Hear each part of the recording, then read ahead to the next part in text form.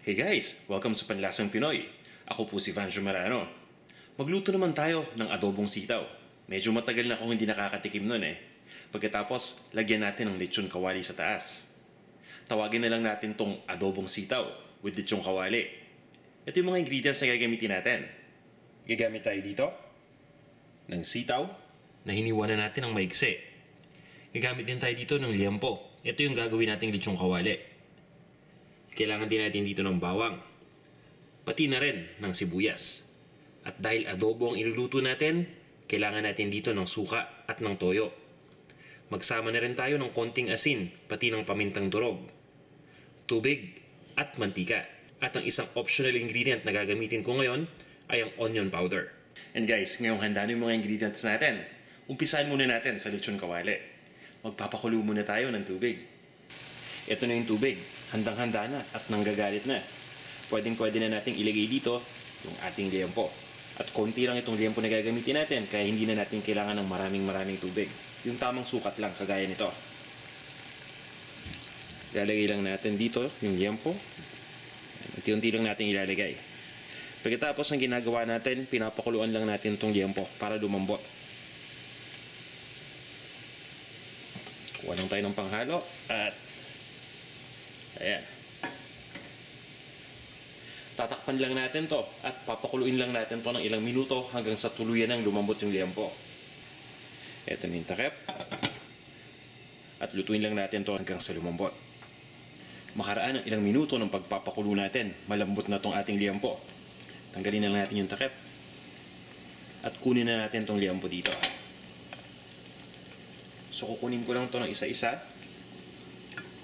O kung ilan man yung magkasya dito sa aking wooden spoon. At ilalagay ko lang to dito sa isang lalagyan na bowl. At pagkatapos nito, papabayaan lang natin mag-cool down yung temperature nitong ating liempo. Gumagalaw po yung kaldero ko sa ilalim. Dumulas. Anyway,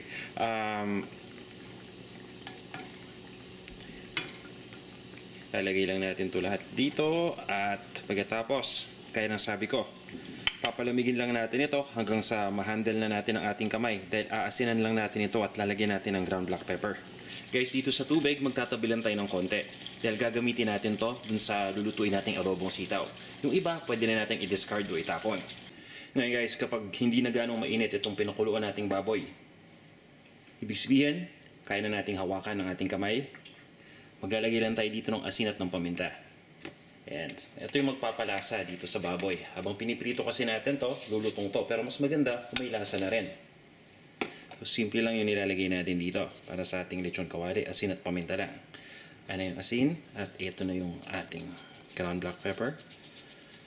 So inahalo lang natin yan. Tapos, kaya ako nabanggit na kailangan hawakan dahil once malagay na natin yun, hahaluin lang natin ito mabuti ng ating kamay. At siguraduhin lang natin na na-coat na ng asin at ng paminta ang lahat ng peraso ng baboy na nakalagay dito.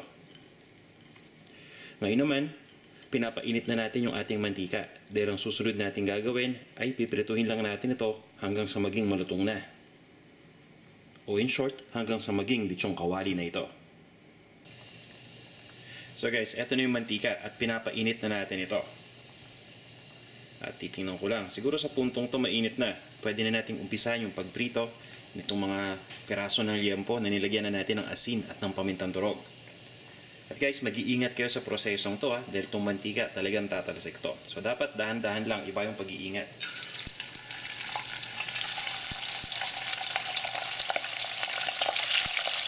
Ihandaan nyo na rin yung takip dahil kapag tumatalsik, ang gagawin natin, takpan lang natin ng ganyan para maka-cover agad natin.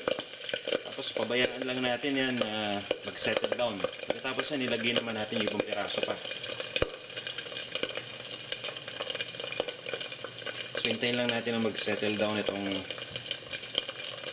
ating mantika. Pagkatapos ilagay na natin yung iba pa. Ayan. Tapos takpan lang natin. Tapos ilagay din natin yung mga natitira pang piraso. So ayan, kaya tumatalsik yan kasi yung lechon kawali natin may tubig. No? Ito yung juice ng baboy, pati na rin yung tubig na nakasama nung pinapakulo natin, kaya medyo pasapa ito. So kapag hinalo natin ang tubig sa mantika, ito yung reaksyon. Kaya mag-ingat lang tayo dito. So yun guys, medyo nanggagalit pa rin. Pero hindi na masyado. Sa timingan lang natin ito. Okay? Pero ingat lang ha, kasi minsan baka tayo naman matay ngayon.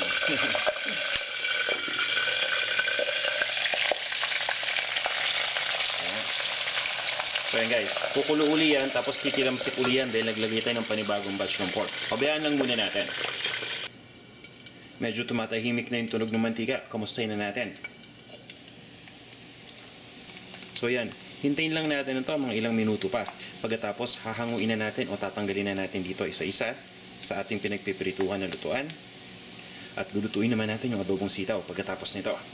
Kamustahin lang natin ulit. Tingnan natin kung pwede na ito. Ayan, medyo brown na yung kulay itong ating lechon kawali. At dahil maninipis lang at maliliit yung hiwa natin, ibig sabihin, hindi natin ito tatagalan ng pagluto. Dahil mabilis lang talaga maluto ito. Papansin niyo lahat ng sides nito malutong na. So ayan, para siyang chicharon na lechon kawali. Ayan, kita nyo, diba? So ang gagawin ko, ilalagay ko lang ito dito sa isang plate na may paper towel. Papatuloyin lang natin yung mantika. Ayan. Lalagyan natin ng paper towel para ma-absorb yung excess na oil. Or pwede nyo din itong ilagay sa isang wire rack.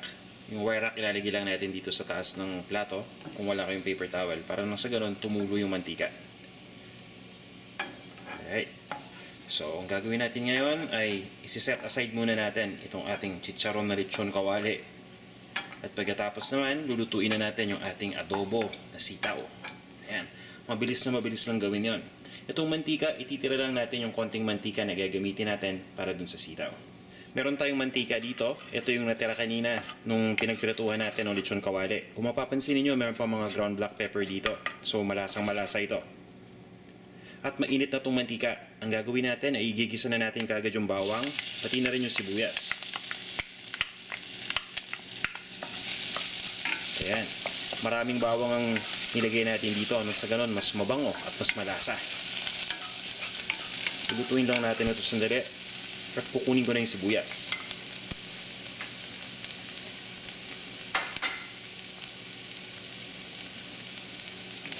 Lutuin lang natin at ilagay na din natin kagad yung sibuyas dito. Yung sibuyas, hiniwa lang natin ito ng maninipis na peraso. Tutuloy lang natin ang pag-isa hanggang sa tuluyan ng lumambot ng sibuyas. Ito guys, oh, malambot na yung sibuyas. Ilalagay ko na kagad dito yung ating sitaw. At itutuloy lang natin ang pag-isa dito.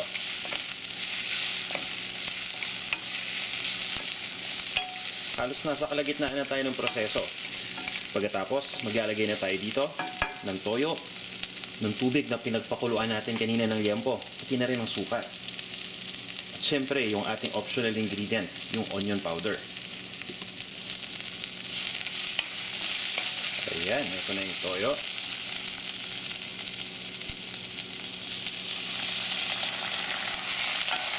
Haluin lang natin. Pagkatapos ay ilalagay na natin dito yung ating tubig na pinagpakuluan kanina ng liempo. Ayan. Hindi naman masyadong marami. Konti lang kailangan natin. Ginagamit ko tong tubig na to kasi malasa na to. Ito yung pinagpakuluan natin ng baboy. So, ibig sabihin, meron itong lasang pork. Papabayaan lang natin kumulo yung liquid dito. Ayan, at ilalagay na natin dito yung suka.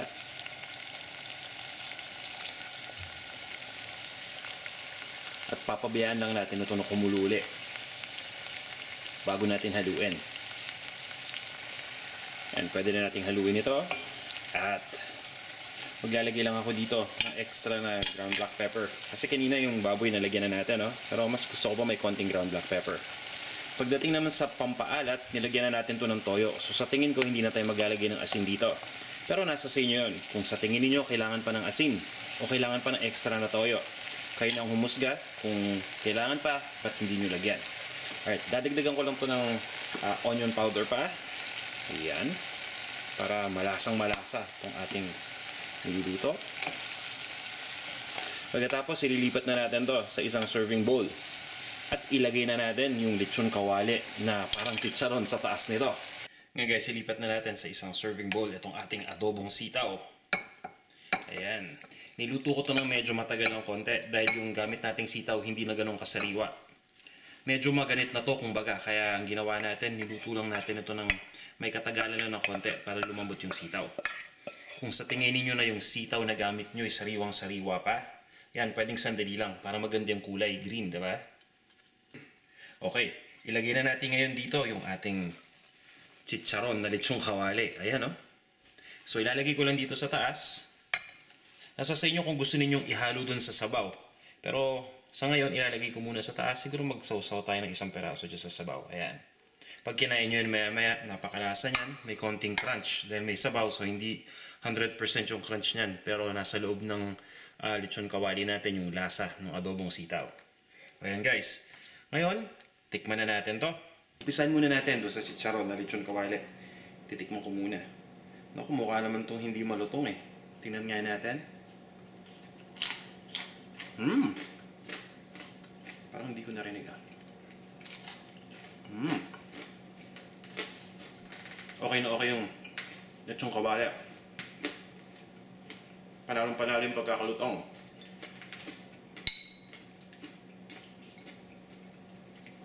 Ito naman sitaw. Tikman natin. Kuha lang tayong konting sitaw na may kasamang konting sauce at yung konting sibuyas din.